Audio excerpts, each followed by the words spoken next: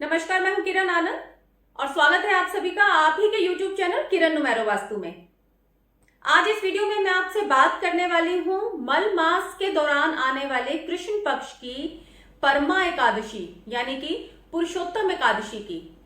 वैसे शुक्ल पक्ष की पद्मिनी एकादशी का भी अपना ही महत्व है, लेकिन कृष्ण पक्ष के परमा एकादशी का जो महत्व है आज उसके बारे में मैं आपको इसके पीछे छुपी हुई एक कहानी सुनाने वाली हूं।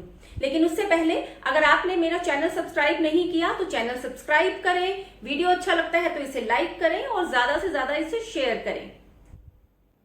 परमा एकादशी यानी कि पुरुषोत्तम एकादशी की पौराणिक कथा भगवान श्री कृष्ण जी ने युधिष्ठिर को सुनाते हुए कहा था कि हे युधिष्ठिर, मैं आपको इसके पीछे की कथा सुनाता हूं कि किस प्रकार इस परमा एकादशी का व्रत रखने से दरिद्र के भी सारे जो कलेश हैं, जो दुख हैं, जो उसके संताप हैं, वो किस तरह से मिट जाते हैं और किस तरह से इस तरह का ये परमा एकादशी का व्रत करने से आपको विष्णु लोक की प्राप्ति होती है।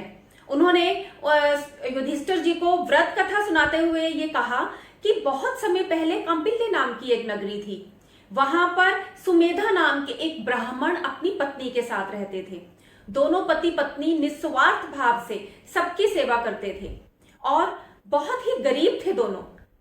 जो भी उनके घर में आता था उसे निस्वार्थ मन से जो कुछ भी होता था उनके घर में वो अपने जो अतिथियों का आवभगत करते थे।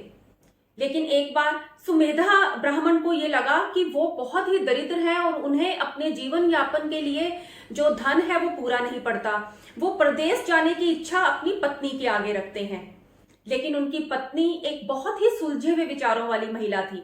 उन्होंने उसे कहा कि देखिए, आप प्रदेश जाना चाहते हैं धन कमाने के लिए, लेकिन हो सकता है कि हमें ये जीवन भगवान ने हमारे पूर्व जन्मों के फल जो है उनके लिए दिया हो, तो हमें इसी को ही संतोष पूर्वक जीवन यापन करना चाहिए और आपको प्रदेश जाने की कोई जरूरत नहीं है।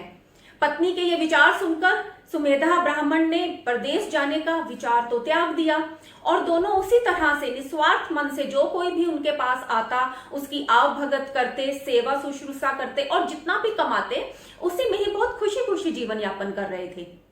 कुछ समय बाद उनके घर एक ऋषिवर आए, महर्षि कौंडिल्य। और जिस तरह से सुमेधा ब्राह्मण ने और उनकी पत्नी ने उनकी सेवा और आवभगत की, उससे महर्षि कौंडिल्य बहुत ही प्रसन्न हुए।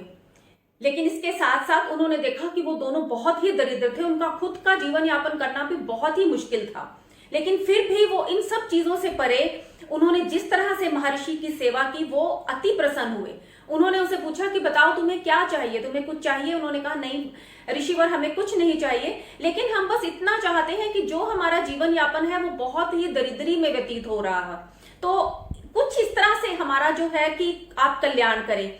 उन्होंने कहा कि देखिए, कुछ समय बाद ही मल मास चल रहा था और कुछ समय बाद ही कृष्ण पक्ष की परमा एकादशी यानी कि पुरुषोत्तम एकादशी आने वाली है, तो आप दोनों पति पत्नी इस एकादशी पर व्रत करें। और इसी तरह से उनके बताए हुए पूरे नियम अनुसार उन दोनों ने यानी कि सुमेधा ब्राह्मण ने और उनकी पत्नी ने नियम से वो व्रत किया।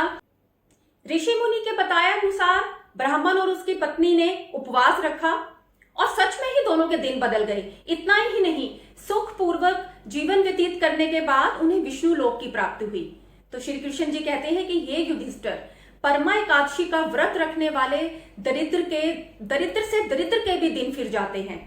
यही महत्व है परमा एकादशी के उपवास का।